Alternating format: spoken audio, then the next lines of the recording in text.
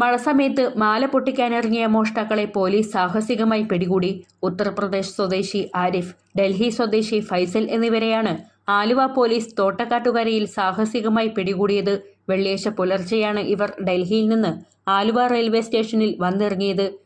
അവിടെ പാർക്ക് ചെയ്ത ഒരു ബൈക്ക് മോഷ്ടിച്ചാണ് ഇവർ വിവിധ പ്രദേശങ്ങളിൽ നിന്ന് മാലകൾ പൊട്ടിച്ചത്.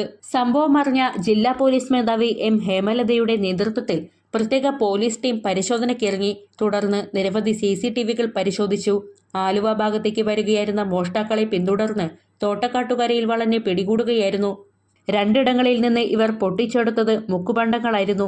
മോഷ്ടാക്കളുടെ ബാഗിൽ നിന്ന് കുരുമുളക് സ്പ്രേ, സ്വർണം തൂക്കുന്ന ത്രാസ്, വാഹനങ്ങൾ മോഷ്ടിക്കാൻ ഉപയോഗിക്കുന്ന ഉപകരണങ്ങൾ എന്നിവ കണ്ടെത്തി. പൊട്ടിച്ച സ്വർണവും കസ്റ്റഡിയിലെടുത്തു. ഡൽഹിയിൽ ഇവർക്കെതിരെ വധശ്രമം, മാല പൊട്ടിക്കൽ തുടങ്ങി നിരവധി കേസുകളുണ്ട്. ജയിലിൽ വെച്ചാണ് രണ്ടുപേരും പരിചയപ്പെട്ടത്. രാവിലെ വന്നിറങ്ങി മാലകൾ പൊട്ടിച്ച് രാത്രി തിരിച്ചു പോകാനായിരുന്നു മോഷ്ടാക്കളുടെ ലക്ഷ്യം.